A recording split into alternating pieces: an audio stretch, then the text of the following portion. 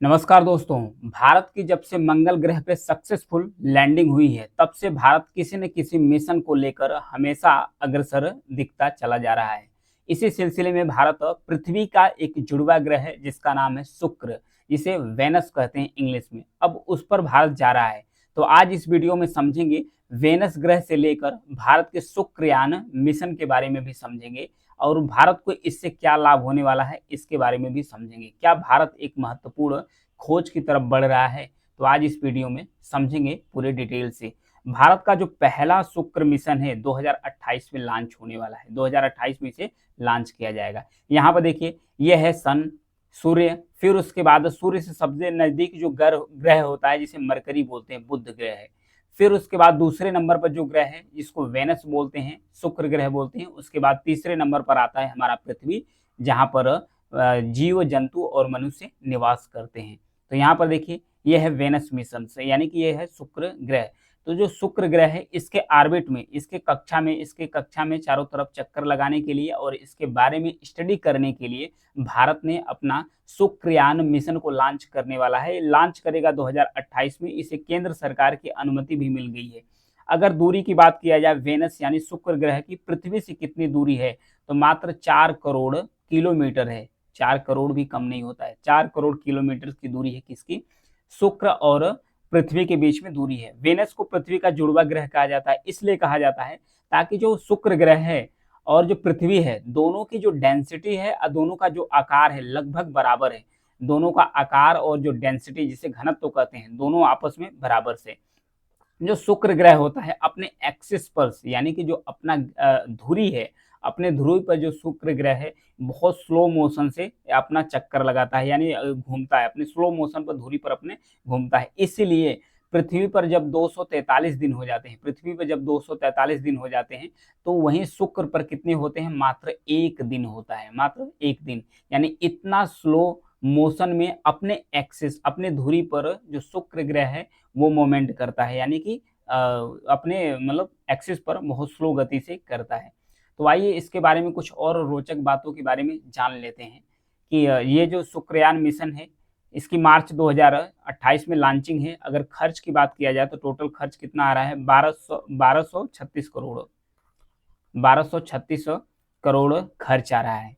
किसमें? ये जो शुक्र मिशन भारत का लॉन्च किया जा रहा है। इसे सबसे पहले तो 2024 में लॉन्च किया जाना था, इसे 2024 में लॉन्च किया जाना था, दिसंबर 2024 में। लेकिन 2012 में कॉन्सेप्चुलाइज किया गया और 2017-18 में बजट जो है, जो उसका बजट है उसमें 23% की बढ़ोतरी की गई। जब इसकी बजट में 23% की बढ़ोतरी की गई, फिर उसके बाद आता है 2020, फिर कोविड काल आ जाता है। कोविड काल के कारण इसकी लॉन्चिंग में लेट होता है। फिर शुक्रयान एक ऑर्बिटल मिशन है क्योंकि शुक्र के चारों तरफ चक्कर लगाने वाला है। फिर इसके अध्ययन करने के लिए इसरो के जो साइंटिस्ट हैं जिनका नाम है पी श्री कुमार, इन्होंने कहा कि धरती से शुक्र ग्रह पर कोई भी मिशन लॉन्च करने के लिए सही समय होता है हर 19 महीने बाद।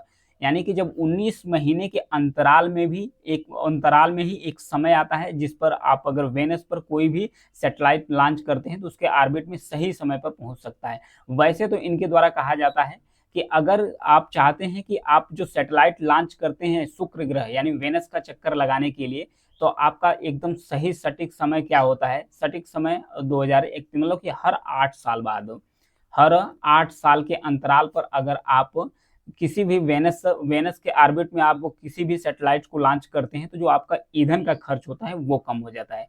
यही कारण है कि चाइना तो 2026 और 28 में अपना मिशन तो लॉन्च ही कर रहा है, वेनस मिशन, लेकिन अमेरिका और जो यूरोप की स्पेस एजेंसी है ये अपने मिशन को रखा है 2031 तक।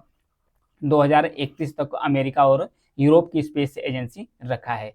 तो वेनस के बारे में थोड़ा सा एक रोचक तथ्य के बारे में जान लेते हैं। वेनस को पृथ्वी का जुड़वा ग्रह कहा जाता है। क्यों कहा जाता है? क्योंकि ये जो स्ट्रक्चर्स है यहाँ पर देख सकते हैं, दोनों का स्ट्रक्चर लगभग समान है, जो साइज है समान है और जो डेंसिटी है दोनों की समान है। वेनस सूर्य के सबसे नजदीक दूसरा ग्रह है, क्योंकि मरकरी के बाद अगर दूसरे स्थान पर कोई ग्रह आता है तो वेनस आता है, यानी शुक्र ग्रह आता है। अगर शुक्र ग्रह, सूर्य से शुक्र ग्रह की अगर दूरी की बात किया जाए तो 108 मिलियन है। 108 मिलियन, 1 मिलियन में 10 लाख होता है, तो 108 मिलियन किलोमीटर दूरी है किसकी? सूर्य से और वेनस के बीच में। वेनस अपनी धुरी पर बहुत स्लो मोशन में गति करता है। तो यही रीजन है कि पृथ्वी पर जब 243 दिन होता है तो वो शुक्र ग्रह पर 1 दिन के बराबर होता है। वायुमंडल में अगर इसके वायुमंडल की बात किया जाए कि जो शुक्र है यानी जो वेनस है, इसके वायुमंडल में सल्फ्यूरिक एसिड ज़्यादा, इसके बादल अधिक दिखते हैं वहाँ पर। इन बादलों की अगर मोटाई की बात किया जाए तो 70 किलोमीटर तक है, 70 किलोमीटर तक इन बादलों की मोटाई है। वेनस ग्रह उल्टा घूमता है, ध्यान रखिएगा। हर एक ग्रह यहाँ पर देखिए, ये हो गया नॉर्थ, ये हो गया साउथ, ये ईस्ट है, ये है वेस्ट। हर एक ग्रह तो यहाँ पर देखिए पूरब से पश्चिम दिशा की तरफ मूवमेंट करते हैं, लेकिन शुक्र एक ऐसा ग्रह है जो पश्चिम से पूरब की तरफ मूवमेंट करता है। ध्यान रखिएगा, पश्चिम दिशा से पूरब की तरफ घूमता है। यही रीजन है कि जो शुक्र ग्रह है वहां पर जो सूर्य है वो पश्चिम दिशा से उगता है। तो ध्यान रखिएगा, अब जो ग्रह है सौरमंडल का एक ग्रह है शुक्र ग्रह, जहां पर जो सूर्य होता है वो पश्चिम में उगता है और ग्रहों पर तो ये पूर्व में दिखाई देता है। तो ये था इसके बारे में कुछ रोचक तथ्य।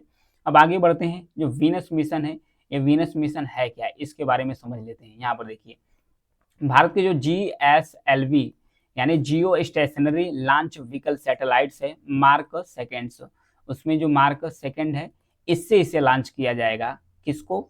जो शुक्र मिशन से।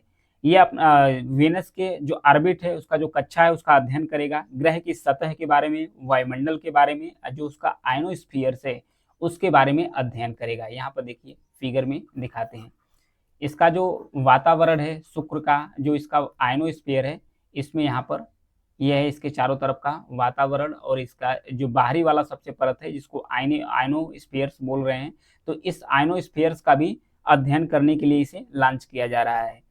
क्योंकि वीनस सूर्य के सबसे नजदीक यानी 11 करोड़ किलोमीटर की दूरी पर, अगर शुक्र इससे बात किया जाए सूर्य से दूरी, तो अगर करोड़ में बात किया जाए तो 11 करोड़ किलोमीटर की दूरी में स्थित है जो वेनस है। अच्छा, वेनस ऐसे में सूर्य का प्रभाव इस पर क्या पड़ता है, इसका पता लगाया जाएगा कि सूर्य का कितना प्रभाव वेनस पर पड़ता है और किस हिसाब से इसका अध्ययन करने से पृथ्वी पर फायदा हो सकती है। वेनस की स्टडी क्यों जरूरी है, इसके 3 महत्वपूर्ण कारण है। जो वेनस यानी शुक्र ग्रह है इसकी मतलब जो स्टडी है क्यों जरूरी है, इसके 3 महत्वपूर्ण कारण है। पहला कारण है टेम्परेचर्स।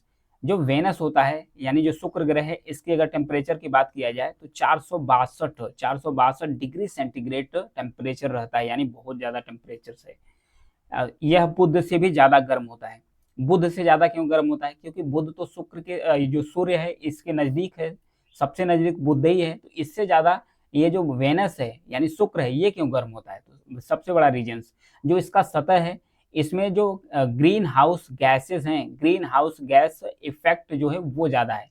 वो ज़्यादा होने के कारण से जो भी सूर्य से गर्मी आती है, जो भी उष्मा आती है, ये जो ग्रीन हाउस गैसेस होते हैं वो अपने अंदर से उष्मा को फंसा कर रखते हैं। जब उष्मा को फंसा कर रखते हैं तो वेनस का जो सतह है ये बहुत ज़्यादा गर्म होता है। तो यही रीजन है कि 462 डिग्री टेम्परेचर है इसका वेनस का, यानी मरकरी जो बुध ग्रह है इससे भी ज़्यादा अगर इसका टेम्परेचर है। तो रीजन क्या है? ग्रीन हाउस इफेक्ट, यानी ग्रीन हाउस गैस सूर्य से आने वाली जो गर्मी उष्मा है अपने अंदर फंसा के रखती है, ताकि इसका जो सतह है काफ़ी ज़्यादा गर्म हो जाता है। फिर दूसरा आते हैं, दूसरा रीजन, लैंडर 2 घंटे से ज़्यादा इस पर काम नहीं करते हैं। 2 घंटे से, जो सेकंड रीजन है कि 2 घंटे से ज़्यादा लैंडर इस पर काम नहीं करते हैं। तो 2 घंटे से ज़्यादा जब लैंडर इस पर काम नहीं करते हैं तो फिर इसकी क्या होती है? वेनस की गर्मी के कारण यहाँ अब तक जितने भी लैंडर भेजे गए हैं वो 2 घंटे से ज़्यादा काम नहीं कर पाए हैं।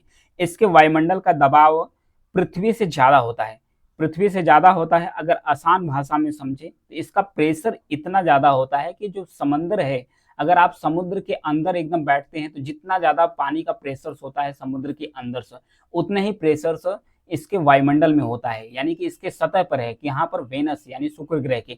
यही रीजन है कि मात्र 2 घंटे से अधिक, मात्र 2 आवर्स, 2 घंटे से अधिक कोई भी लैंडर्स आज तक जो वेनस है वहां पर टिक नहीं सका है। तीसरा कारण है, एक चक्कर पृथ्वी का 243 दिन में लगाता है।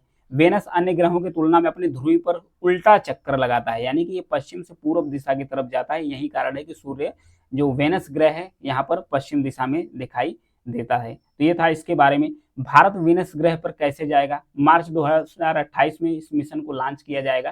किससे लॉन्च किया जाएगा? जिसको मैंने बताया कि GSLV मार्क सेकंड से लॉन्च किया जाएगा अर्थ ऑर्बिट में।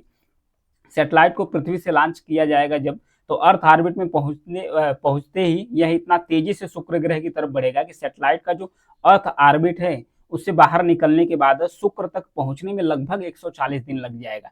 जैसे ही ये सैटेलाइट जाएगा और जो शुक्र ग्रह है उसको क्रॉस करेगा, उसको क्रॉस करने के बाद भी इसको 140 दिन लग जाने हैं। 140 दिन लगने हैं क्या करने के लिए, जो शुक्र है उसके ऑर्बिट, उसके कक्षा में पहुंचने के लिए। किस कक्षा से, मान लीजिए पृथ्वी है, यह है शुक्र है, इसके चारों तरफ जो कक्षा है पृथ्वी का चक्कर लगाने के बाद फिर यहाँ से जब निकलेगा इसके शुक्र की कक्षा में पहुंचने के लिए, तो भी कितने दिन लग जाने वाले हैं, 140 दिन लगने वाले हैं। फिर उसके बाद 4 साल तक स्टडी करता रहेगा। 2500 किलोग्राम तक वजन ये आसानी से ले जा सकता है। 2500 किलोग्राम तक ये जो सैटेलाइट्स है ये आसानी से वजन ले जा सकता है। प्लस उसके बाद 100 किलोग्राम का पेलोड ले जाएगा। जो 100 किलोग्राम का पेलोड ले जा रहा है, पेलोड्स मतलब होता है कि उपकरण, जो वजन वाले उपकरण होते हैं वो ले जाएगा। इसमें हालांकि जो जर्मनी है, स्वीडन है, फ्रांस है, रूस, इसके भी पेलोड्स है, ये आसानी से वहां पर ले जाएगा। तो आइए समझते हैं कि अब तक कितने जो वेनस पर है, अब तक वेनस यानी कि शुक्र ग्रह पर कितने मिशन सक्सेसफुल हुए हैं। तो 43 मिशन भेजे गए हैं, जिसमें से 24 अभी तक सफल हुए हैं। 24 अभी तक सफल हुए हैं, जिसमें सबसे पहले भेजने वाला कौन था, सबसे पहले भेजने वाला था 1961 में, सोवियत संघ असफल रहा। सोवियत संघ 27 अगस्त 1962 को पहली बार सफल हुआ। फिर उसके बाद अमेरिका भेजा, तो शुरुआती समय में 1962 में अमेरिका सफल रहा। फिर जापान पहली बार में यानी कि 2010 में ही सफल हो गया था शुरुआती दौर में। तो ये था इसके मिशन के बारे में। Thank you.